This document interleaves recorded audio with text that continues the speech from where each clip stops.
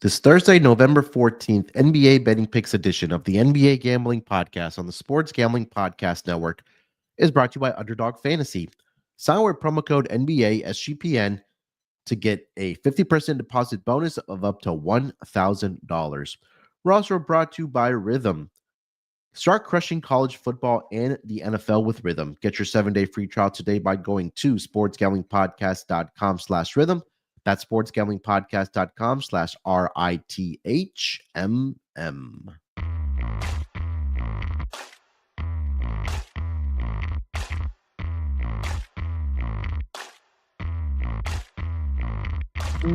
Welcome, everyone, to the NBA Gambling Podcast, part of the Sports Gambling Podcast Network. NBA Thursday show with one whole game on the schedule before we do get into more cup games on Friday. But we'll get into some futures markets on this episode here for the NBA here. But joining me here to help me break everything down happening on the hardwood, I've got my guy here with me. It's Scott Studio Reichel. Scott, what's going on, my man? How you doing? Yeah, doing pretty well. It was one of those days yesterday where if you actually go through all the games that we talked about, Terrell and I got most of them right. The problem was my lock and dog picks were the ones I got wrong. So that's kind of one of those episodes. But yeah, overall, I had a pretty good day in the NBA. Even though the lock and dog picks didn't work out, looked decent early, but then the Suns fell apart and the Timberwolves lost outright again to the Trailblazers. So we'll get into that in a second for one of the award markets we're going to cover. But overall, I thought it was a pretty good day in the NBA. Yeah, last night was pretty eventful. We had a lot of great performances, individual performance, I should say, from last night. We can start with Giannis. He had 59 points and literally carried the Milwaukee Bucks. Should have lost the game. Yeah, they should have, especially with those two late free throws. Just needed one there from, I believe it was a rookie that was shooting them there for the Detroit Pistons. But nonetheless, it was Holland, and he didn't want any part of those free throws. Yeah, but unfortunately for the Pistons, missed both, headed into overtime, and then after that, Giannis pretty much took over in that overtime game.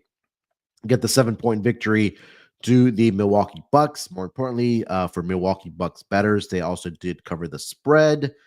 Game obviously flies over the total, but Giannis last night, 59 points for the Bucks, 14 rebounds, 7 assists, 21 of 34 shooting for him.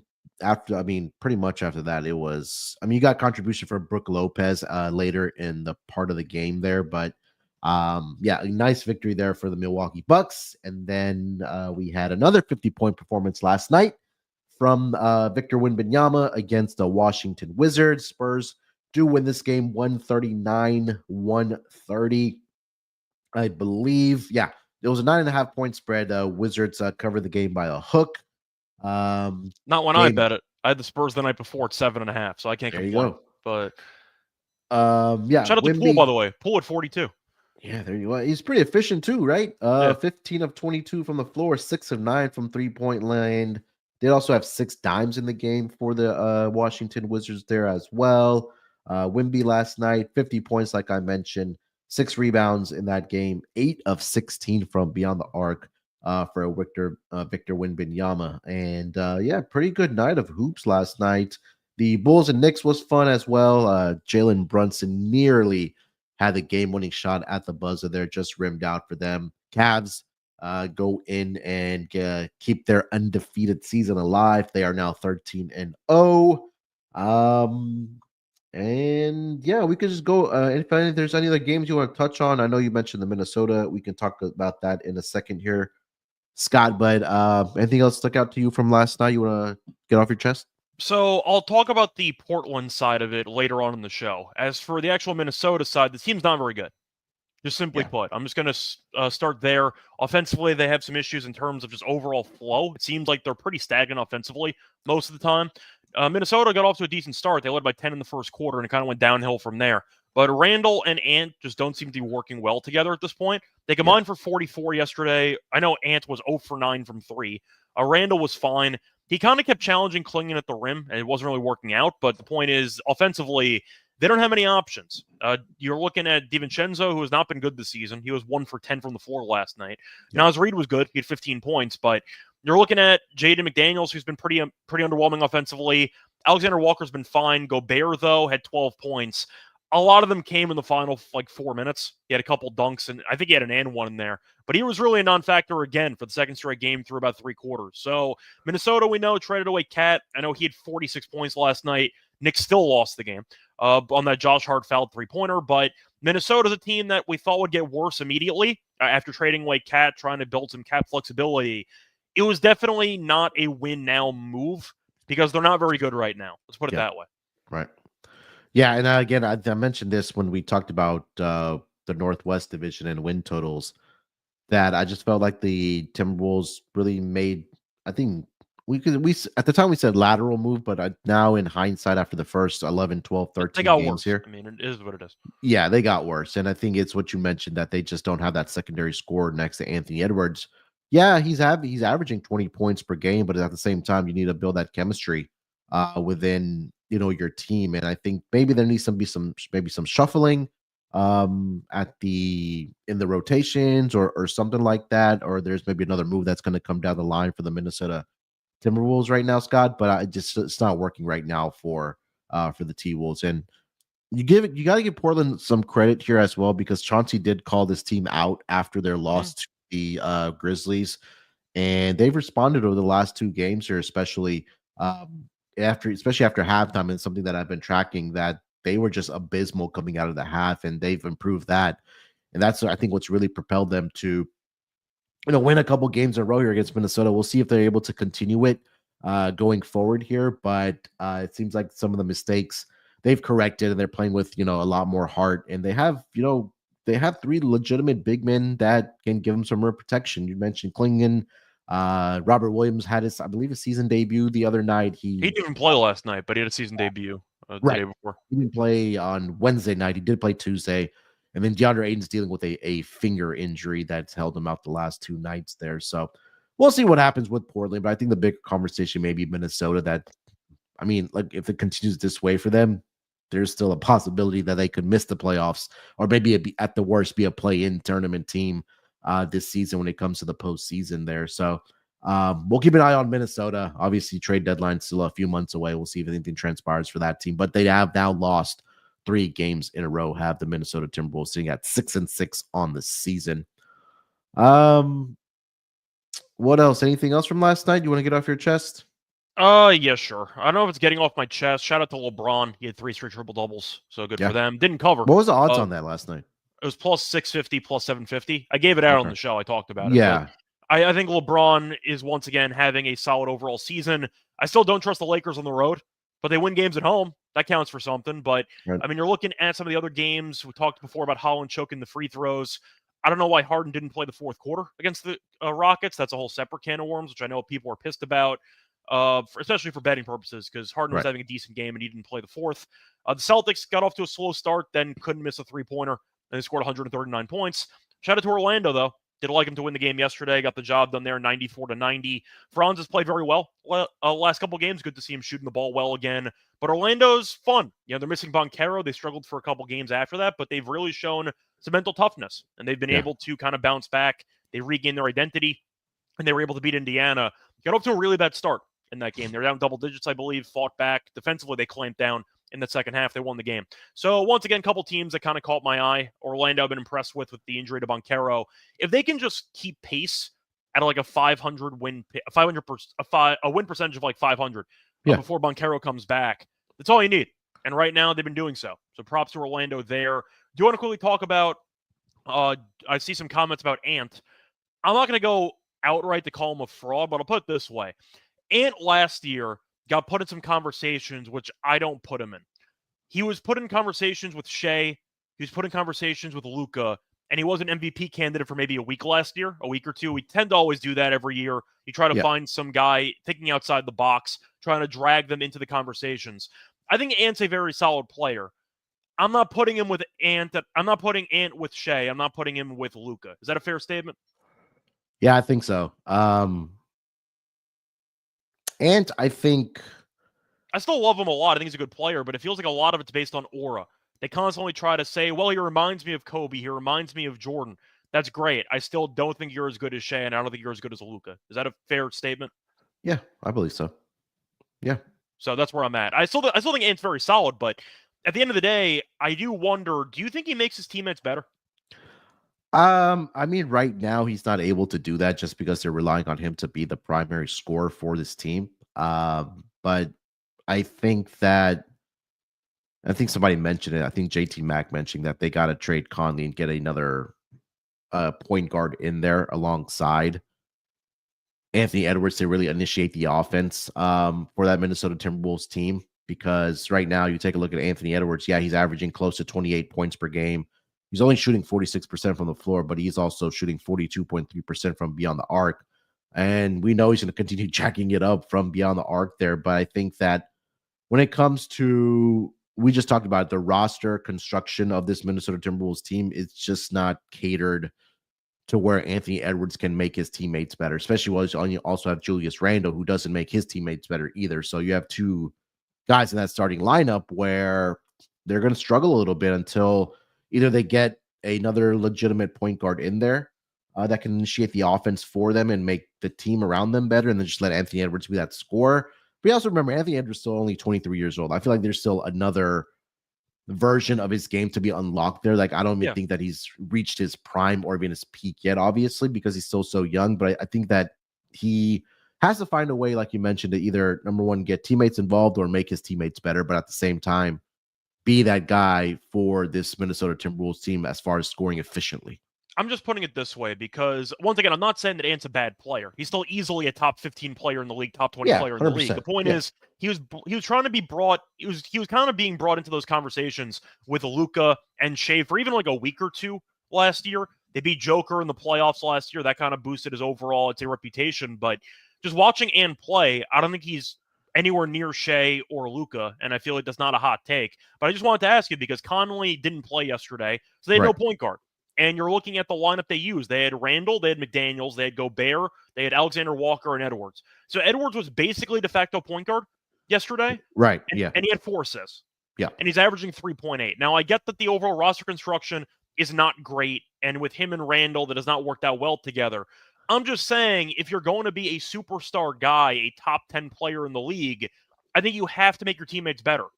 And if Ant's going to be starting point guard in a given game in the spot, and he has 4 assists, and he's averaging less than 4 assists per game this season, I feel like I wonder how much of the stats are, I don't want to say empty, but I have to at least ask. Because it feels like a lot of the shots that Ant's taking are, once again, he's just a high-volume shooter right now. It's been working out because he's averaging a bunch of points. Right. But I don't think he's really making his teammates that better offensively, and I don't see him putting his teammates in a spot to help them succeed.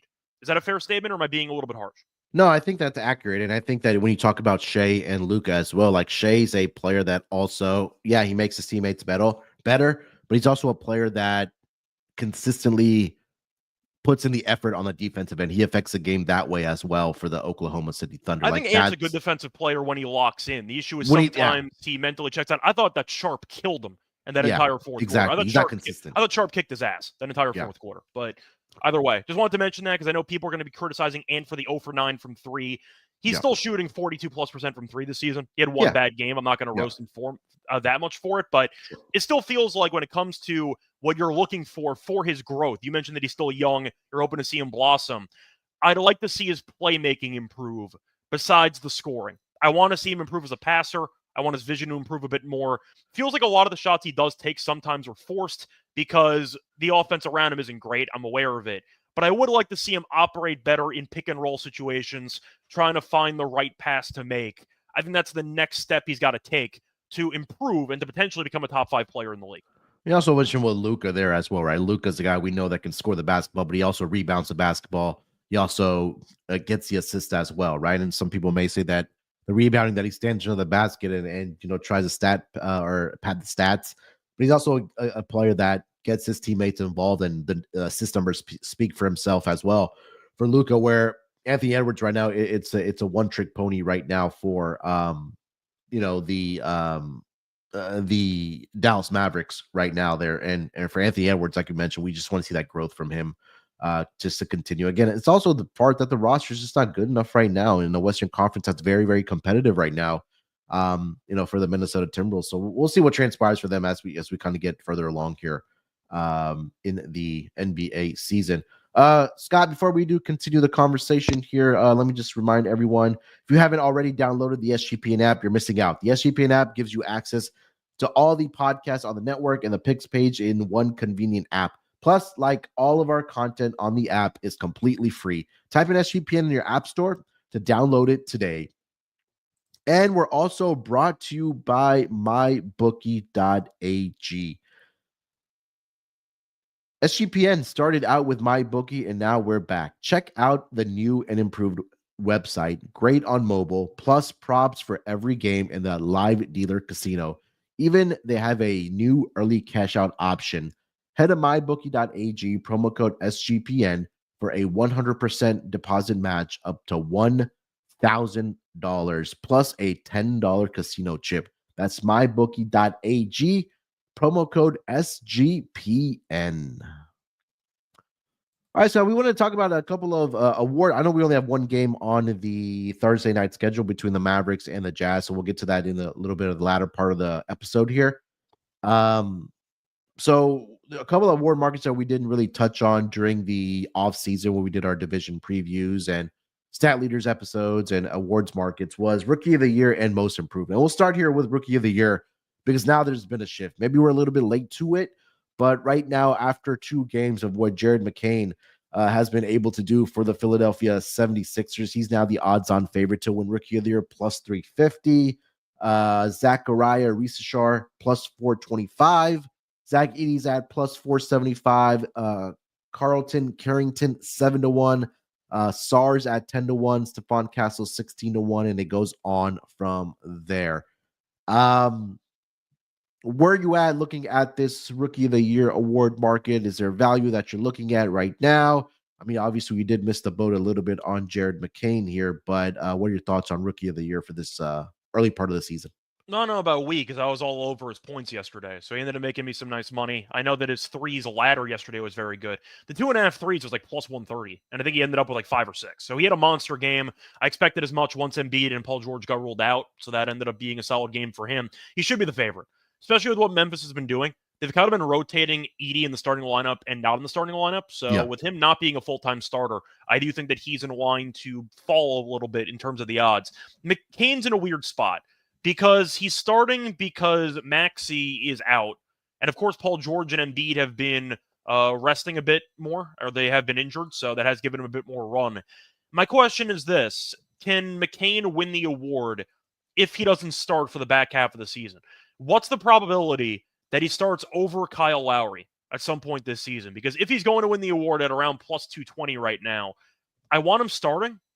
I want him getting a bunch of minutes. Do you think he eventually overtakes Lowry for the full-time starting spot? Because he might need to win the award. Yeah, he would need to, for award purposes, yes, he would need to take over the starting spot, or he's probably your first or second guy coming off of the bench. Who's the starting 5 right now for the Sixers? I think that's where. So when healthy, it's obviously Embiid, Maxey, George. Is it Lowry then? I believe Lowry has been starting. That's why I was at. You have Caleb Martin in there. At least he's been filling in. So right now, the starting lineup I see is Lowry, Oubre, Paul George. I see Caleb Martin, and I see Embiid. Now, once again, they could rotate it. ESPN has that listed. Okay. They can't switch it around. But right now, Lowry is the technical starting point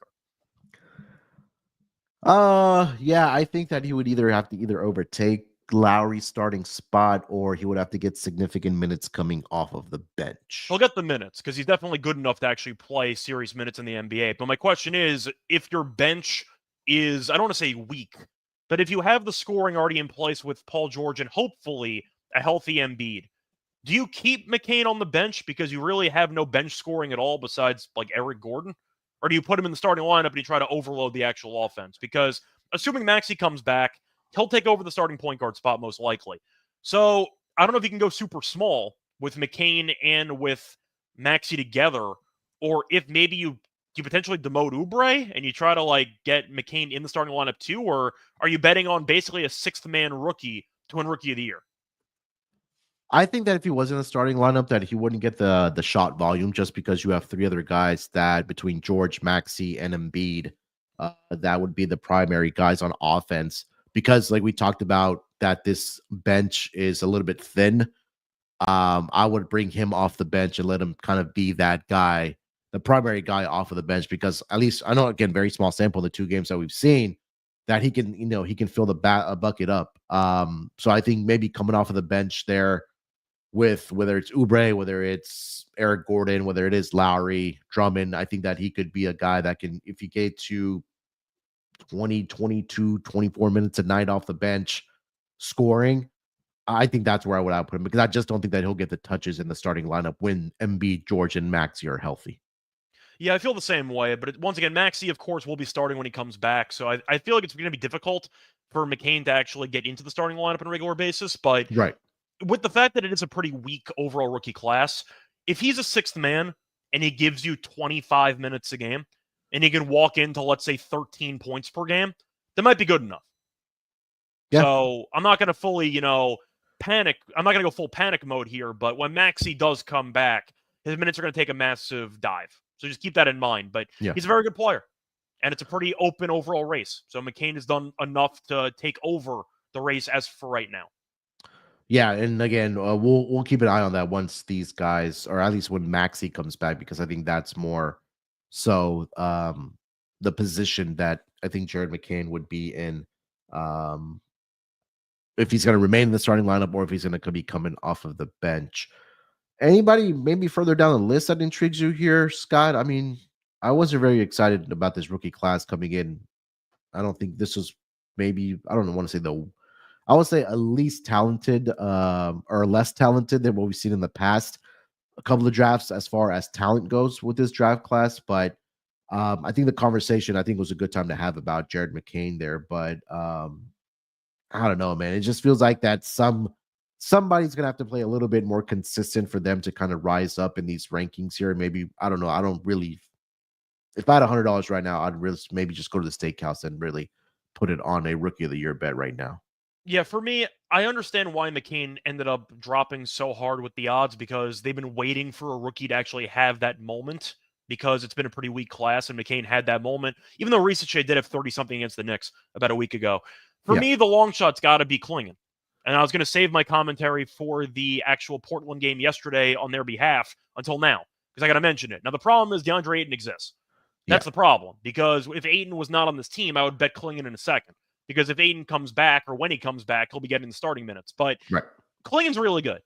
Like, just watching him dominate Gobert for back-to-back games, I got to mention it, because he's around 22-1, which I think is worth something as a 30 flyer. to 1 on DraftKings. If Ayton gets traded, I think Klingon's got a serious case or an overall path to start on this team. They might bring Robert Williams off the bench. I know he has injury issues in the past too, so he might be injured. Klingon, though, was phenomenal yesterday. And against Gobert, who's a multiple-time Defensive Player of the Year winner, I got to mention Klingon's numbers, because in a starting spot, he cooked. And to go through the numbers overall that he had 17 points, 12 rebounds in 31 minutes with 8 blocks. 8 blocks. He was an absolute monster, and I loved him at UConn. He would have been my number 1 overall pick if I was actually the GM of a team going to the draft. Weak draft class, I would have taken Klingon. I like Klingon a lot. I think worst case scenario, he's Walker Kessler 2.0. I think they're a pretty similar player if you just compare them. You could argue Kessler's better offensively, but I think both of them are good enough rim protectors to have an immediate impact on their respective teams. I would trade Ayton away in 2 seconds. Klingon proved yesterday that he is definitely capable of giving you serious minutes as a starting center. Now, some of it might be matchup based, because Gobert can't shoot. You could argue about Klingon being stretched out to actually guard the three-point line. I get it. But if you're talking about odds, Klingon is definitely a starting caliber center, and he's around 30-1. The problem is he hasn't really done much this season besides the game yesterday, because Ayton exists, and Ayton's been taking a bunch of minutes away. But if you're asking me who I think can kind of show up at the last minute, the 11th hour, to get the job done if they end up trading away Ayton, I think Klingon makes a lot of sense. But if you're looking for guys that have potential upside where the odds don't properly reflect where the potential upside can be, Klingon at 30-1 is a bargain. Because if Ayton ends up sitting, or if they end up trading him, and he ends up getting 30 minutes a game for the last 2-3 months of the season, he will make a very good final impression on the voters to potentially steal it away. So if you want to go for value, Clingan at 30-1 is nuts. He's a great defensive player already. The awesome offensive game can grow. But if he's going to potentially start some games at the end of the year and maybe they trade away Ayton, I think this price is going to plummet. Give me Clingan at 30-1. I think that's an absolute bargain. He's a very solid player for a rookie in a pretty weak draft class. I think the two pieces that the Blazers may end up trading is number one, Jeremy Grant, but it's number one is going to be, is there a team willing to out there to take on the contract that he has? And then also DeAndre Ayton as well, because now you have two guys like we talked about on this Portland roster that if you want to have a true youth movement, you got to play those guys. And like you mentioned, with Clingan, the way that he's played over the last two games, that those conversations may start. You definitely have something there. Bare minimum. 100%. You got something. Yeah, right. So I think that if they want to make that true youth movement and have, Simons, Clingan, Shaden Sharp. You better keep Sharp, by the way. Sharp's an absolute dog. You better keep Sharp. Yeah. So I think that's I think where right now you probably want to get down on Clingan at 30-1. Anything else for Rookie of the Year here, Scott? Well, I wanted to quickly see if we had an update on Ayton's status, because I was wondering if he was coming back next game or if he was going to be out indefinitely. It's a finger issue. I don't know how serious it is. Now, Williams should be back next game. I'm hoping that you end up seeing Clingan start. But either way, point is Clingan had one really bad game against Minnesota, and then he had an unbelievable game against Minnesota. But for the value, 40-1 I see on Bovada's being mentioned in the comment section. I mean, that's just a great price. If you want to go for upside in a pretty open market, I think that's definitely somebody you should consider. I mean, we compare him to the other guys in his actual price range. You're comparing him to Missy, Keyshawn George, Filipowski is 50-1. Like, I feel like if you're going for upside, Clingan definitely should be a much cheaper price than those guys. If you wanted another option, I think Sarr's actually been pretty decent. The problem is the Wizards are so bad that I don't know if it actually matters, because usually Rookie of the Year is the only award where wins don't actually matter, because they drop you on a crappy team and they tell you figure it out. Like, we don't really care about your overall record. As long as you put up decent numbers, you'll be fine. I mean, Sarr and George's numbers are kind of similar, and the argument is they might be fighting against each other for Rookie of the Year votes, and Bub Carrington too, because they're on the same team. But if you wanted to go for some guy I might consider for a decent price, I think Sarr's been fine. He's averaging 2.3 blocks per game and 1.1. He's averaging 2.3 blocks per game, and he is once again averaging about 9.5. If he can get the points a little bit higher, the issue is he can't shoot. He's shooting 34.3% from the floor, so I feel like he's not going to win if he shoots that poorly. It's tough. You're kind of once again trying to find some value anywhere. I don't want to take Carrington. You got three Wizards guys in the same once again market that are fighting with each other. I think Jalen Wells is interesting. At 18-1. I think he's been solid this season. Now, the problem is if they get some guys back, do you actually think he'll get minutes? I don't know. But he's averaging 11-plus points per game. So maybe Jalen Wells, is worth something. That could be an option. Maybe Castle, if you want to go for the Spurs. Kind of those guys. You're going for the guys that are on pretty bad teams that might get some minutes. Castle maybe is worth a sprinkle. But for the most part, no. I feel like it's a market where I'd rather invest in other markets that are more, I'd say, predictable compared to this year. Sure. But if you wanted to go for options here, McCain I like. Would I take him at 225? Probably not. I just think the price is too cheap. I think you might have missed the boat on that one. Castle's worth consideration. Wells is worth consideration. And Clingan at around 40-1, I think is worth something. All right. Before we get over to the next award market we want to cover here for this episode, let me tell everyone about our friends over at Underdog Fantasy. Underdog Pick'em has one of the biggest menus for all sports: NFL, college football, college basketball, MMA, NBA, NASCAR, and more. Boostober is upon us, which means you're getting a spooky amount of profit boosts and much more. And you can now use specials and boosts on all flex entries. Sign up with promo code NBA SGPN to claim your special pick and first-time deposit offer up to $1,000 in bonus cash. That's UnderdogFantasy.com. Make sure you use that promo code NBA SGPN. And we're also brought to you by Rhythm. SGPN's prop partner Rhythm is a #1 AI-powered back sports betting platform that helps provide bettors of all levels the ability to build custom predictive betting models. in seconds and get predictions for betting on money lines, spreads, totals, and props. Build your own model, copy one of the top performing models from the leaderboard, or have Rhythm build a model for you.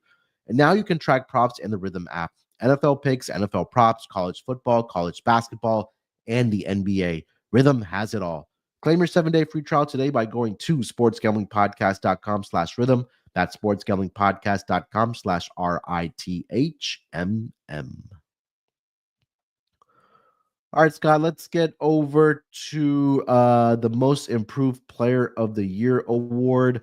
Right now, we're looking at the two Jalen's as co-favorites almost. Jalen Johnson is the favorite right now at 6-1.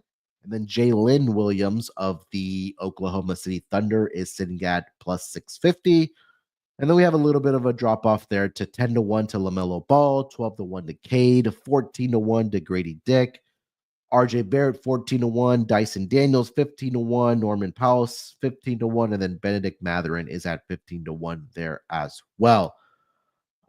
Typically, when I'm looking at this award, it's usually been a player that makes leaps and bounds as far as stats, and then they also make their first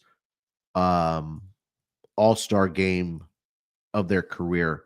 I'm trying to pull up the list of who's won it here. So last season, the winner of this award was Tyrese Maxey. Prior to that, Lauri Markkanen, John Morant, Julius Randle, Brandon Ingram, Pascal Siakam, Victor Oladipo. There's a name for you. And then Giannis in 2017 there. And then the last 5 winners I'll mention this year, Scott averaged 23 or more points per game on their way to win the most improved player of the year. So that's maybe a little bit of a baseline there if you want to use that. But what were you kind of looking at, or did anybody kind of catch your eye here for most improved player of the year? So for the record, this is my least favorite award in all of sports. I think that the award lost the plot. I don't think they actually vote for the most improved player anymore. They just vote for like the next rising star almost, and they really kind of go against what the award's actually titled. Because we saw who won it again. It was Ja that won it. Ja won it back in 2022, where he Explain that averaged to me. 27.4 points per game. Yeah, a former top 3 pick in the draft gets most improved in the set. Okay, sure. All right. I don't even know what that even means. Point is that Jalen Johnson had a good year last year. He had 16 points per game. He had 8.7 rebounds per game. Yes, he's improved his numbers, but most improved, I don't think the word most improved should belong to Jalen Johnson. I think he should be the favorite because they've once again started voting for the award differently than I think they should. That's why I hate the award. But Jalen Johnson's a great player. And we saw him have a triple-double without Trey. His numbers will explode if Trey gets traded. So if you want to go for the actual, I'd say, market itself, I agree with Jalen Johnson being the favorite. I think Jalen Williams is not going to win it because he was a candidate last year. He fell short. How do you get most improved nominees back-to-back years? Doesn't even make any sense. Either you improve the previous year or you improve this year, but like you can't improve in both. I don't know what that means. So I'm going to toss Williams out. I think he's got no chance to win it. LaMelo, I don't think he's going to win it either. I know those numbers are good, but at the end of the day, you are looking at a guy that was a former top overall pick, basically, and now he is having a solid year, but he's always been good. He just gets injured every year. So I can't take LaMelo because I don't know if he's actually going to reach the game criteria since you're waiting for the injury to take place by year's end. Barrett's kind of in a similar boat. I think I know who it's going to be. I was going to say Barrett's been good, but he also has kind of been getting injured, and Toronto is a team that might shut it down. We'll see if Barrett actually plays enough games. Cade's a joke because he was the number 1 overall pick. What the hell are we doing here? And he got injured last year. That's more of a comeback player of the year award situation. I'm going to go with 3 simple choices. I think Jalen Johnson will probably be the favorite to win the award because I think that once again, the voters lost track of what the award actually means. So I'll go with Johnson at 550, but I'm going to go with a couple long shots here. I'll go with Norman Powell at 14-1. Give me Grady Dick at 16-1, and give me Mathurin at 20-1.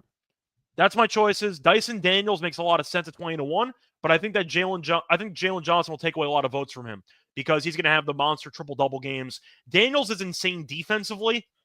Offensively, though, once Trey comes back, it's going to impact his usage. I think Johnson can have monster games with Trey in the lineup anyway.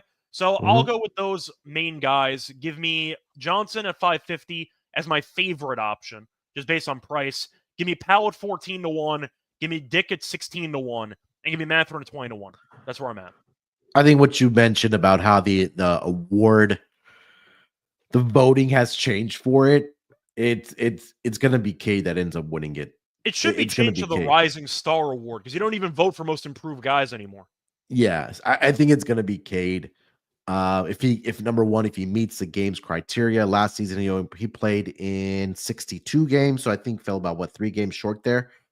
But the numbers have improved at least for rebounding and assist wise for him. And again, it's still very early on, his 13 games, but he's averaging close to 3 more rebounds per game, and then he's also averaging 1 more assist per game. He also has some triple doubles in this season as well, and he's a guy that I can see making his first All-Star game this season here as well. And I'm not sure if Maxey, I think, did make it last year. I'm not sure if it was his first All-Star game last year, but because of like the list of names that I just mentioned that had just recently won, it's like what you mentioned, it's guys that are future stars of this league. And I think that we talk about Cade, who's the number 1 overall pick, wasn't he? Yep.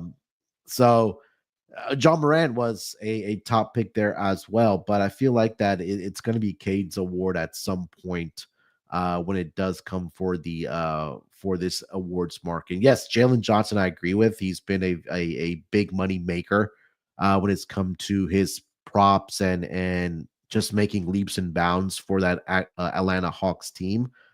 But I just feel like it's going to be Cade just based off of his numbers and what this award has changed to here. I can't disagree with you because conceptually, a number 1 overall pick off a serious injury year where he barely played in the games, you should be like, oh, well, why the hell would he win the award? He didn't improve. He was just healthy.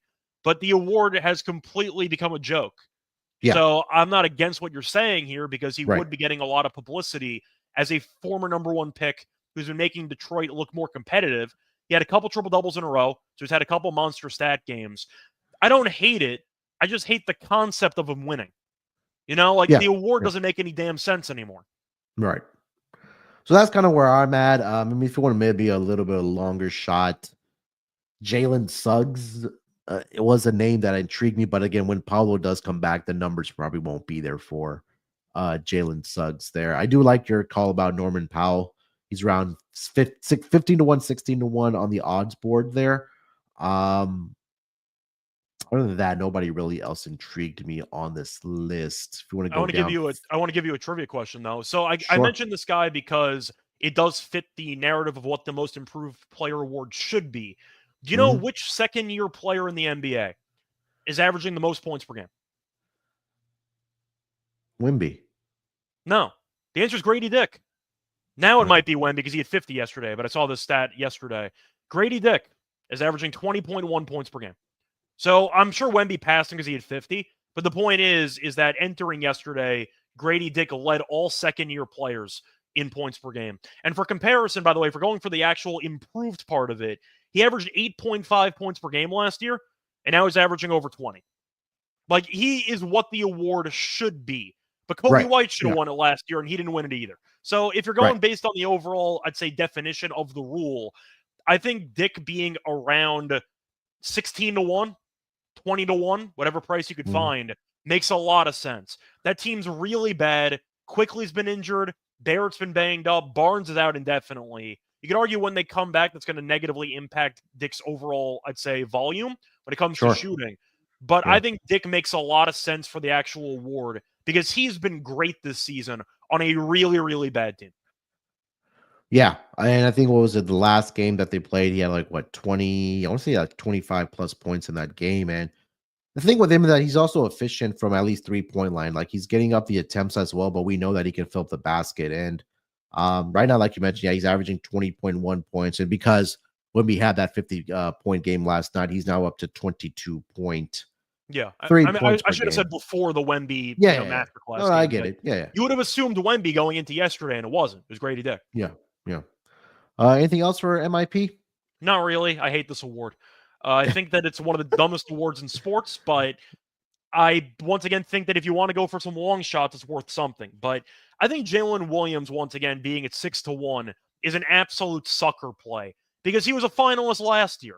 You can't be a finalist for most improved in back-to-back seasons. I don't even know what that even means. So I'm tossing Jalen Williams out. Those odds are fundamentally wrong. I'll put it that way. All right, let's get over to the game here for tonight. The lone game on the schedule. It's going to be the Dallas Mavericks. They are in Utah to take on the Jazz. The Mavericks are currently a 9-point road favorite in this game with a total of 232. Starting to see some 231s and a half pop up. But let's look at the injury report first here, Scott, for the Mavericks. Luka is probable. He's dealing with a right knee contusion. PJ Washington is doubtful here tonight as well. For the Jazz side, Taylor Hendricks, Walker Kessler, and those are the only two names that are out. Colin Sexton is available to play here tonight. Mavericks and the Jazz squaring off in the lone game here on Thursday night. Scott, what are you thinking about this matchup? So I actually watched a lot of the Utah and Phoenix game a couple days ago because I had John Collins over his rebounds and I was sweating it out for the entire game. Eventually got there, but I was watching a lot of it. I think Utah is a bad but competitively bad team. They're 2-8. You watch them play; they play hard. It's really all I could ask for at this point in the season. Now Markkanen came back, still a very solid player. Colin Sexton, I like his overall energy. Not the best shooter, but he's still been playing hard. Colin's been very good in the center spot ever since Kessler got injured. So I like Collins' props in this game. Think that this team can score points. We saw them have kind of a low-scoring game against Dallas earlier this season, which Dallas won but did not cover. I want to ask about the Mavericks because they, of course, made the finals last year. I liked their win total under this season. I thought Clay coming into the fold would not exactly work out that well. They're 5-6. And Luka, we saw get injured. He didn't really do any overall training camp or preseason because he was banged up. Whether it involved the Olympics or whether it involved the actual, I'd say, mileage he had with Kyrie in the finals run last year. I thought they get off to a slow start. And Luka's not played that well. He had 31 points against the Warriors. I think he had no points in the entire fourth quarter of that game. It's a lot of points to be laying on the road. My question for you is, what are your thoughts on this Dallas team? Is the panic level high for you? Is it just a classic Luka slow start will figure it out?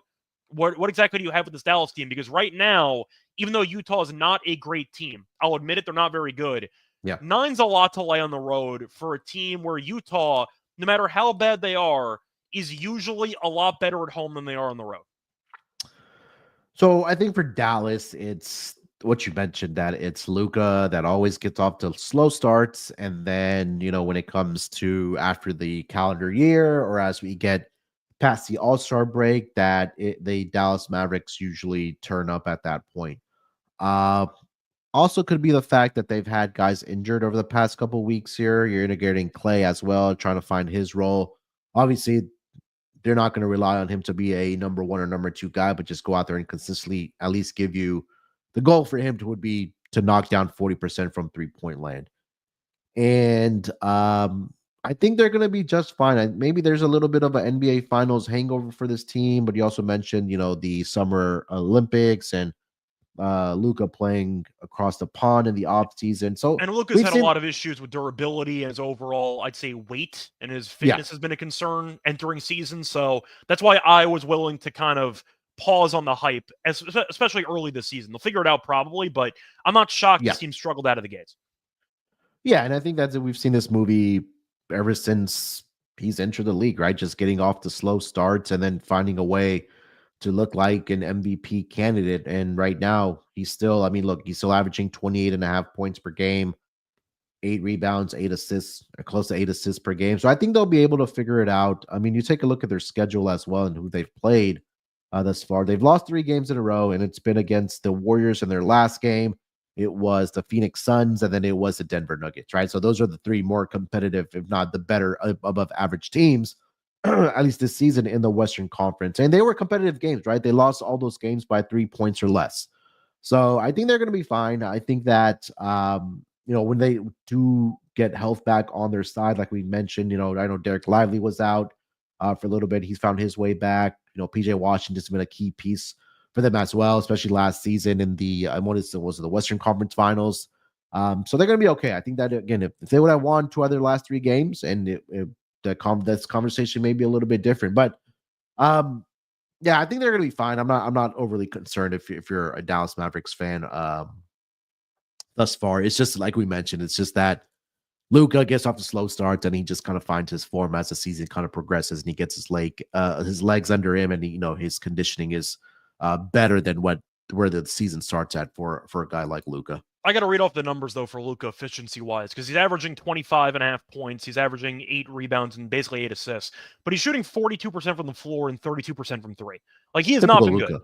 Yeah. Yeah, that's a Luka. Like, he has not been good this season. So even though the raw numbers are fine, 28, 8, and 8, he's fine. No, he's not. He's shooting the ball terribly. So we're assuming he's going to get hot at some point. But I have to at least mention it. Luka has been a big reason why this team has underachieved up to this point. Yeah. So what do you think about the game here tonight? -9 right now for the Mavericks. Well, I'm going to ask you one point kind of to delay it, but I have to ask. After losing that game against Golden State, and again, they probably should have won, are you picking the get-up spot or maybe a letdown spot? Because they have lost 3 in a row. So let's take a look at what's on deck here for the They play the Spurs at home. Mavericks. So they got Spurs on Saturday, then they go to OKC on Sunday. I think this would be a bounce back spot for the Dallas Mavericks. Am I comfortable laying 9 points with them right now? I don't think I am.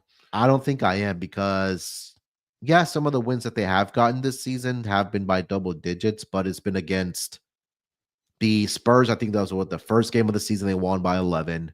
They beat the Jazz, like you mentioned, by only 8 points. They beat the Timberwolves by only 6. Their blowout victory was against the Orlando Magic, but I want to say that may have been the first game without Pancaro for the Orlando Magic. But other than that, I'm historically I'm not. I think this also goes back to last season, Scott, where just laying a big number with the Dallas Mavericks just wasn't in the cards for me. So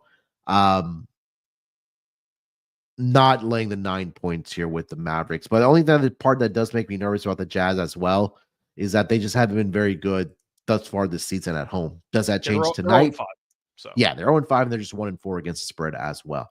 And they've been getting blown out in those games. I mean, pretty competitive against the Phoenix Suns. They lost that game by 8. But like we mentioned, they lost by 18 against the Spurs. They lost by 17 against the Kings. They lost by 41 against the Warriors, and they did end up covering the first home game where they lost the game by 2 against the Grizzlies there. So to be fair, Laurie did miss a couple of games. To be right, yeah, fair enough. Yeah, but I would look at the Jazz side here plus the 9 if you had a gun to my head. Yeah, I think I like the over in this game, which I'd agree with that. Which is something that I feel like I have to mention because the first meeting was a rock fight. It landed 2-12. What concerns me about Utah is the fact that they lost the game by 8, and Luka was atrocious. He had 15 points on 5 of 22 shooting, and he was 1 for 9 from 3. So Luka played an atrocious game, and they still won by 8. I think that's the concern I have for Utah actually betting the spread. But I think that when you're looking at the first meeting landing 212, and this totals at 231.5, with Dallas's defensive issues recently, giving up 100 and to go through the numbers here, actually, they gave up 120 to Golden State, 122 to Denver, 114 to Phoenix. They've been really just a mess defensively lately. So I think Utah can score against this team. Utah defensively has been bad too.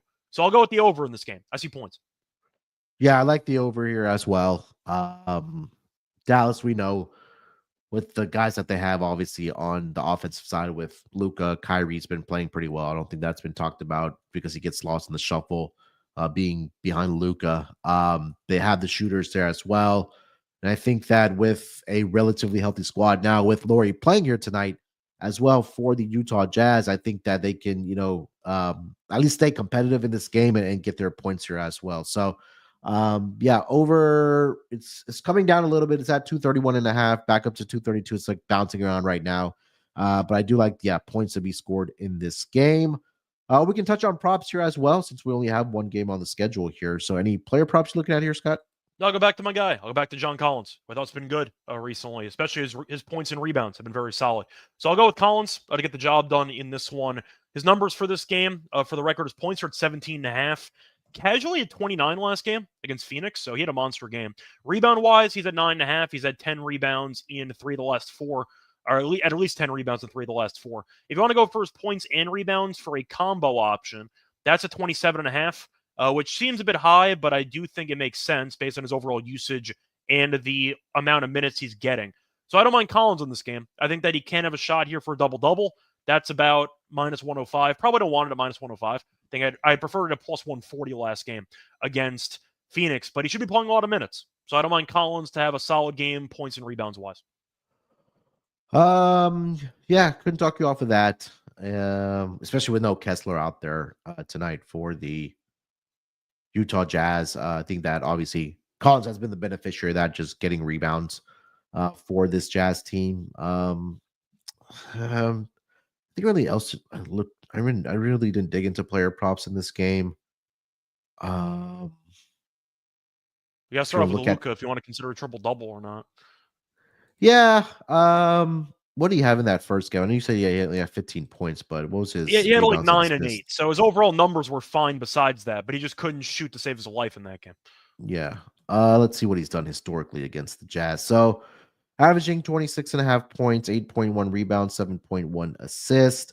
Did have a triple-double last year against his Jazz team, but he played 41 minutes in that game, 29 points, 12 rebounds, 13 assists.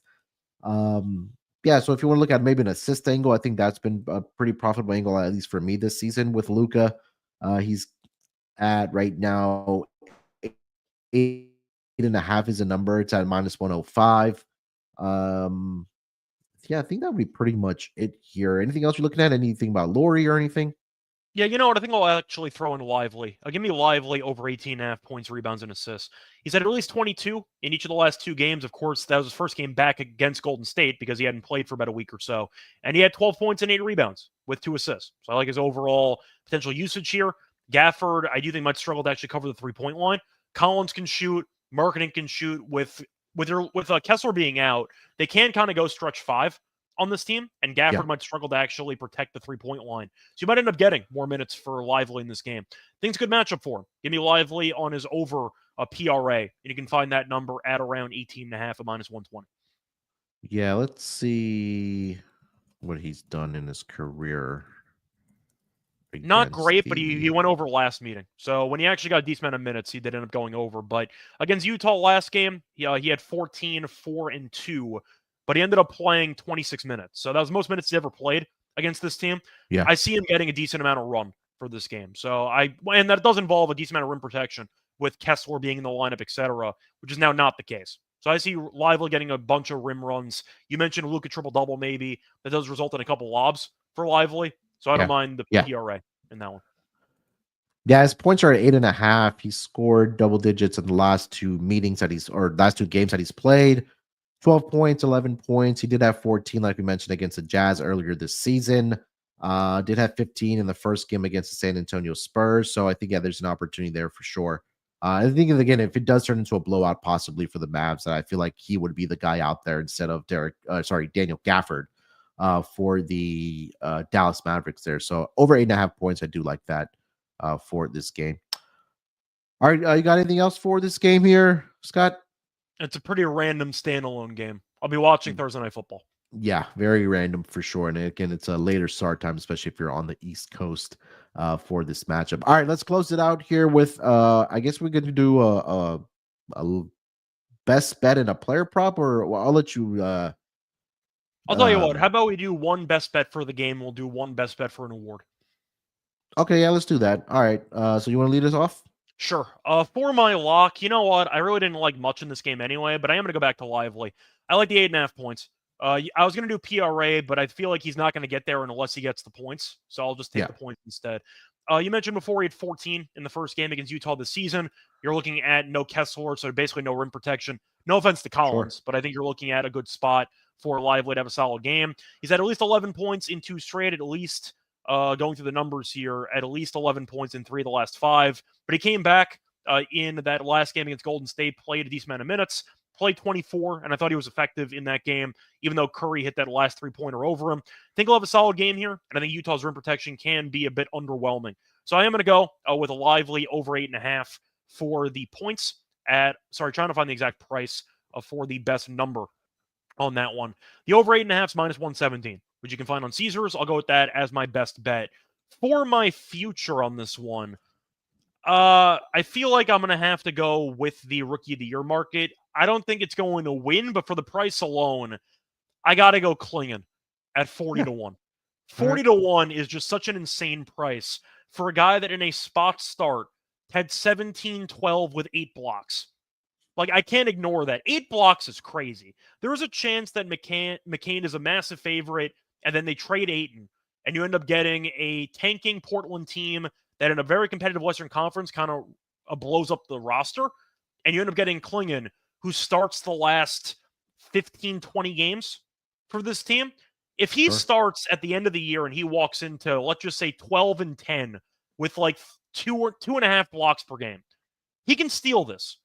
40 to 1's a great price. I'll take that for the value. Give me Klingon Rookie of the Year at 40 to 1. All right. All right, for my lock. So Jazz have not been or they're allowing, I believe, the 5th most assists per game to teams, and then they also haven't been a very good team defending the 3-point line there as well. So I was deciding either between Clay threes, maybe it's a letdown after coming off of that Warriors game and all the emotions and all that was behind it, and it's also at 3.5 for him. But he's made at least 4 3-pointers against the Jazz in, let's see, 1, 2, 3, 4, 5, 6, 7 out of the last 8 games. He did have 4 against the Jazz in the game earlier this season. He was 4 of 11. I'll go with Clay, especially with a day off in between to kind of forget about, or at least move past everything that transpired. You can also build on that because he played well. It wasn't like he played terribly and it might linger. He played well. It might carry over some extra confidence. Yeah, and it's at plus odds at 3.5 there at plus 115. So I'll go with Clay over 3.5 3-pointers made at plus 115. Oh no, that's not right. Sorry. That was rebounds. Let me go to the 3-pointers. 3.5 is at plus 110. So only 5-cent difference there. So it's still at plus odds. Over 3.5 3-pointers made. Klay Thompson for the game here tonight. For my award, I mean, we talked about it, right? I think just Cade just jumped off the page for me just because what he's been able to do thus far this season. And I mean, he's flirting with triple doubles. But the thing is with him is that if he's able to stay consistent or stay healthy, I should say, I mean, I think he can make make the All-Star team. And when you talk about former top bigs, that they've also won this award, case in point, Ja Morant recently. And if we're talking about future rising stars that you want to be, one of the faces of the NBA, I think Cade has to enter that conversation. I think that, again, he's also playing well at the same time right now. And I think that's the biggest point for me as well. So if he's able to stay number one, healthy and consistent, I think that his odds are obviously going to keep on shortening here. So if it's, right now still at 12 to 1, 14 to 1, definitely shop around if you want to get down on this. It's the best number, but I think Cade Cunningham for MIP would be a great look. As the season progresses here, it's right now 12 to 1 over on DraftKings. But again, shop around, get the best number when we do talk about these awards markets, because, if you're going to tie up your money for X amount of months, you always want to make sure you have the best price on those odds there. So I'll go Cade Most Improved Player of the Year award for this season. You also forgot one other piece of the actual puzzle, potentially. Yeah. The Eastern Conference sucks. Detroit could be a playing. What, 3 teams that are or have a winning record right now in the Eastern Conference, if I'm not mistaken? I think so. I know it was 2 entering. I think it was yesterday. I'm not sure if we're up to 3 now, but I know that record might not matter that much in this award, but Detroit could be a playing team. They had the worst record in the league last year. Like, that's a pretty solid narrative piece to Cade. And look, last night could have been a different story if we had one more free throw made by Hollins there, but they are they're in 10th spot right now, 5-8 in that play-in tournament bracket there. But again, still very, very early on. But I think that if they are able to make it into the play-in tournament there, I think that you can definitely make the case for maybe not even Cade for Most Improved, but who knows, JB Bickerstaff, possibly Coach of the Year, just depending on how many wins that they do end up with. But right now, again, I think you go to Atkinson at this point. I mean, yeah, 100%. But yeah, 3 teams right now in the Eastern Conference have winning records. Obviously, the Cavs 13-0, Boston 10-3, Then after a 4-game winning streak right now for the Orlando Magic, they're sitting at 7-6. After that, Scott, everybody's at less than 500, followed by the Knicks, Pacers, who are at 5-6, Chicago 5-7. That goes on from there. All right, let's put together our Underdog Fantasy entry here for tonight. Maybe we could do like a cross sports entry here for tonight for our Underdog Fantasies, as we only have one game on the NBA schedule here. So I know you liked Collins, or you want to go Derek Lively, or want to go both of those guys? We can do both and throw in a football thing at the end. All right.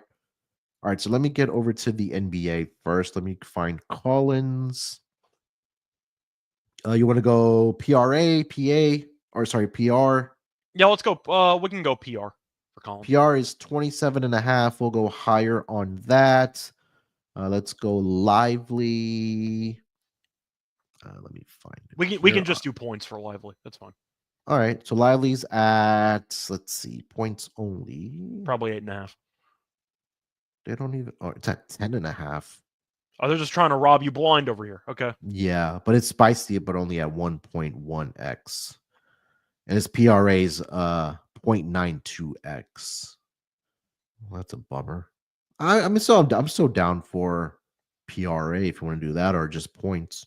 What's the PRA number at? Did it change? 18.5. So it's the same. Okay, fine. Yeah, we can do the PRA. But it's the higher's at 0.92x. We're not getting the full 1x. That's fine. Point is, though, you're losing 2 points for the projection, but you're getting the same PRA. So for the sake of Underdog, it makes sense to do the PRA in this case instead. All right, and then let's go over to Thursday Night Football. What did you like? Anything that you like? I was potentially tempted to go for Hurts passing touchdowns, but that's, of course, dangerous because he gets every QB sneak at the 1-yard line. Yeah. But what's your thoughts on the game? Who are you picking to win? So I like the Commanders to cover the game at least at 3.5. Do they think they win outright? It's a possibility. The Eagles, at least in division games, they're very profitable straight up, but they have struggled ATS. So I think this could be a very competitive game here tonight. So a couple ones that I already played earlier this week when it came to player props.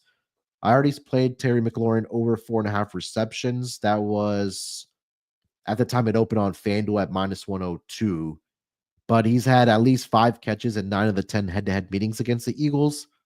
So I played that, and then I like the pass attempts and or completions lower, at least for our Underdog entry here for Jalen Hurts. So for Hurts, do you want to just go for the classic push over higher half a touchdown? Anytime touchdown? Yeah. It's kind of a tradition, isn't it? I mean, he's getting it at the 1-yard line. So that's kind of the spot that you have to at least consider taking it.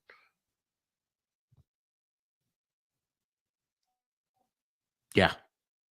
So we'll go with that. We'll go Jalen Hurts higher, plus Underdog is thinking the same thing we are here. So yeah.